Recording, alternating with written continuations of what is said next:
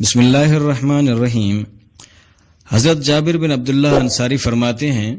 میں نے رسول اللہ صلی اللہ علیہ وسلم سے عرض کیا، میرے ماں باپ آپ پر قربان ہوں، مجھے بتائیے کہ اللہ تعالی نے تمام چیزوں سے پہلے کس چیز کو پیدا کیا؟ آپ صلی اللہ علیہ وسلم نے ارشاد فرمایا، جابر،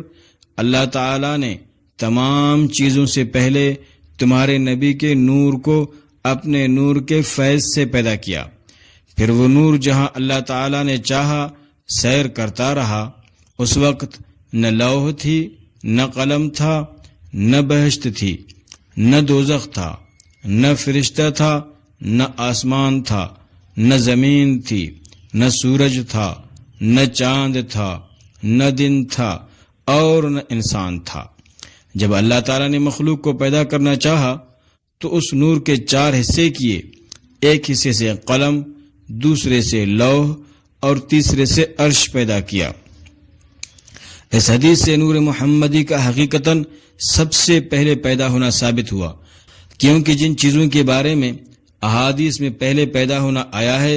ان سب چیزوں کا نور محمدی کے بعد پیدا ہونا اس حدیث سے معلوم ہوتا ہے۔ حضرت ارباز بن ساریہ رضی اللہ تعالیٰ عنہ سے روایت ہے کہ رسول اکرم صلی اللہ علیہ وسلم نے ارشاد فرمایا، بلا شبہ میں اللہ تعالیٰ کے نزدیک اس وقت ہی خاتم النبیین بن چکا تھا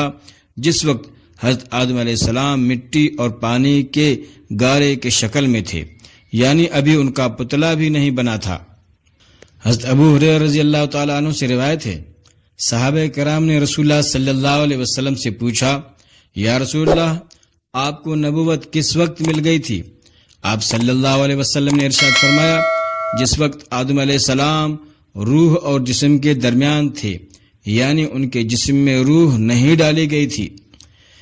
حضرت شعبی رحمہ اللہ سے روایت ہے، ایک شخص نے رسول اللہ صلی اللہ علیہ وسلم سے عرض کیا، یا رسول اللہ، آپ کب نبی بنائے گئے؟ آپ نے فرمایا، جس وقت آدم علیہ السلام روح اور جسم کے درمیان تھے اس وقت مجھ سے نبوت کا عہد لیا گیا تھا، کما قال تعالی، وَإِذْ أَخَذْنَا مِن نَّبِيِّينَ مِيثَاقَهُمْ وَمِنْكَ وَمِن نُوحٍ۔ حضرت علی رضی اللہ تعالیٰ عنہ سے روایت ہے، نبی صلی اللہ علیہ وسلم نے فرمایا،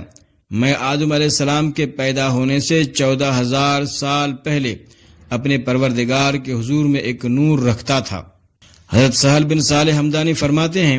میں نے ابو جعفر محمد بن علی یعنی امام محمد باقر رضی اللہ تعالیٰ عنہ سے پوچھا، رسول اللہ صلی اللہ علیہ وسلم کو تمام انبیاء سے پہلے ہونے کا درجہ کیسے حاصل ہو گیا، حالانکہ آپ صلی اللہ علیہ وسلم سب سے آخر میں تشریف لائے ہیں؟ انہوں نے جواب دیا، اللہ تعالیٰ نے تمام روحوں کو عالم ارواح میں عہد لیتے وقت حضرت آدم علیہ السلام کی پشت سے نکالا اور ان سے یہ اقرار لیا کہ کیا میں تمہارا رب نہیں ہوں؟ تو جواب میں سب سے پہلے بلا، یعنی کیوں نہیں، آپ ہی ہمارے رب ہیں، محمد صلی اللہ علیہ وسلم نے کہا تھا۔ اسی لیے آپ کو تمام انبیاء سے اول ہونے کا درجہ حاصل ہے، اگرچہ آپ صلی اللہ علیہ وسلم سب سے آخر میں تشریف لائے ہیں۔ جب آپ صلی اللہ علیہ وسلم تبوک سے مدینہ طیبہ واپس تشریف لائے، حضرت عباس رضی اللہ تعالی عنہ نے عرض کیا، یا رسول اللہ، مجھے اجازت دیجیے کہ میں آپ صلی اللہ علیہ وسلم کی تعریف میں کچھ اشعار کہوں، چونکہ حضور صلی اللہ علیہ وسلم کی تعریف خود اطاعت ہے، اس لیے آپ نے ارشاد فرمایا، کہو، اللہ تعالیٰ تمہارے منہ کی حفاظت فرمائے۔ اور انہوں نے کچھ اشعار کہے جن کا ترجمہ یہ ہے، زمین پر آنے سے پہلے آپ جنت کے سایہ میں اور خوشحالی میں تھے اور ودیعت گاہ میں تھے، جہاں جنت کے درختوں کے پتے اوپر تلے جوڑے جاتے تھے، یعنی آپ آدم علیہ السلام کی پیٹھ میں تھے۔ آدم علیہ السلام زمین پر آنے سے پہلے جب جنت کے سایوں میں تھے، آپ بھی ان کے ساتھ تھے۔ اس کے بعد آپ زمین پر تشریف لائے، اس وقت آپ نہ بشر تھے اور نہ مضغہ یعنی گوشت کا لوتھڑا اور نہ علق یعنی جمع ہوا خون۔ آپ صلی اللہ علیہ وسلم حضرت آدم علیہ السلام کے ذریعہ زمین پر اترے، غرض آپ نہ بشر تھے، نہ علق، نہ مضغہ، بلکہ باپ داداؤں کی پیٹھ میں صرف ایک پانی کا مادہ تھے۔ وہ مادہ کشتی نوح میں بھی سوار تھا۔ اس وقت نصر بت اور اس کے ماننے والوں یعنی قوم نوح کا یہ حال تھا، کہ غرق کرنے والا طوفان ان کے سروں پر پہنچا ہوا تھا، یعنی نوح علیہ السلام کے ذریعے وہ مادہ کشتی میں سوار تھا۔ وہ مادہ اسی طرح واسطہ در واسطہ ایک پیٹ سے دوسرے رحم تک منتقل ہوتا رہا۔ جب ایک عالم گزر جاتا تھا دوسرا عالم شروع ہو جاتا تھا، یعنی وہ مادہ باپ داداؤں کے مختلف سلسلہ اور طبقات میں باری باری ایک سے دوسرے میں منتقل ہوتا رہا، یہاں تک کہ اسی سلسلے میں آپ خلیل کے آگ میں بھی تشریف فرما ہوئے، کیونکہ آپ ان کی سلب یعنی پیٹھ میں چھپے ہوئے تھے تو وہ آگ میں کیسے جلتے۔ پھر آگے اسی طرح آپ منتقل ہوتے رہے یہاں